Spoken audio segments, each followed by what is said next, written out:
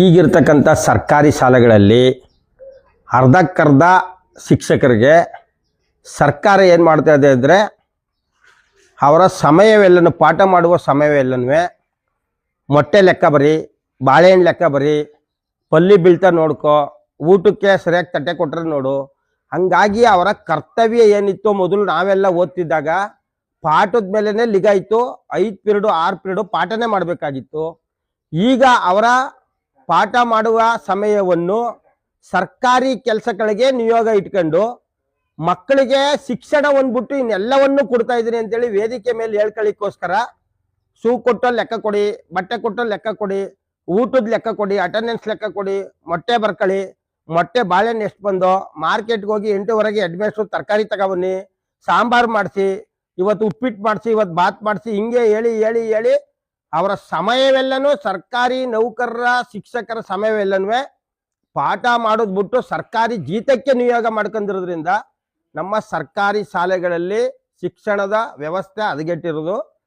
ಸರ್ಕಾರ ಏನು ಶಿಕ್ಷಣವನ್ನು ನೇಮಕ ಮಾಡಿದ್ರೆ ಶಿಕ್ಷಕರನ್ನ ಪಾಠ ಮಾಡಲಿಕ್ಕೆ ಅವ್ರನ್ನ ಬಿಟ್ಟು ಇವರ ಜೀತ ಮಾಡಲಿಕ್ಕೆ ಬೇರೆ ಯಾರನ್ನಾರು ನೇಮಕ ಮಾಡ್ಕೋಬೇಕು.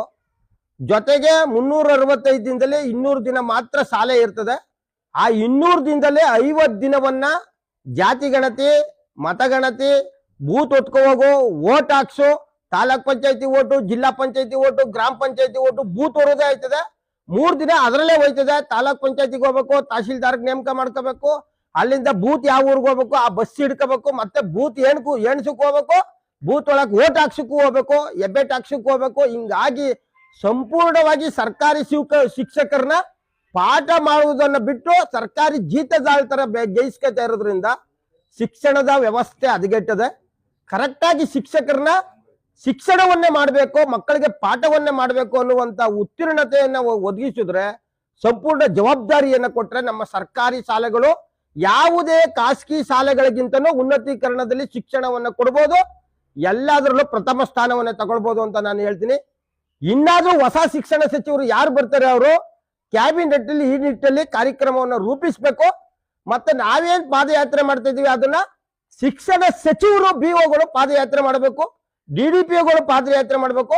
ಗ್ರಾಮೀಣ ಭಾಗದ ಶಾಲಾ ಕಾಲೇಜುಗಳು ಯಾವ ರೀತಿ ಇದಾವೆ, ಅವಕ್ಕೆ ಸುಣ್ಣ ಬಣ್ಣ ಬಳದಿದಾರ ಅಥವಾ ಅಲಂಕಾರವಾಗಿದಾವ, ಹದಗೆಟ್ಟಾಗಿದಾವ, ಬರೀ ಶೌಚಾಲಯ ಕಟ್ಟಿದ್ರಲ್ಲೇ ಕಾಲ ಕಳೆದಾರ. ಮಕ್ಕಳು 5 ಜನ 10 ಜನ ಇದ್ರೆ ಸ್ಕೂಲಲ್ಲಿ 15 ಶೌಚಾಲಯ ಕಟ್ಟವ್ರು, 5 ಶೌಚಾಲಯ ಕಟ್ಟವ್ರು. ಯಾಕೆ ಅಂದ್ರೆ ಹಣ ದೋಚ್ಲಿಕ್ಕೋಸ್ಕರ ಕೆಲವು ಸ್ಕೀಮ್ಗಳನ್ನ ಹಾಕೊಂಡು ಶೌಚಾಲಯಕ್ಕೆ ಮಕ್ಕಳೇ ಹೋಗದೆ ಇದ್ರು ಚಿಂತೆ ಇಲ್ಲ, ಶೌಚಾಲಯ ಕಟ್ಟೋದು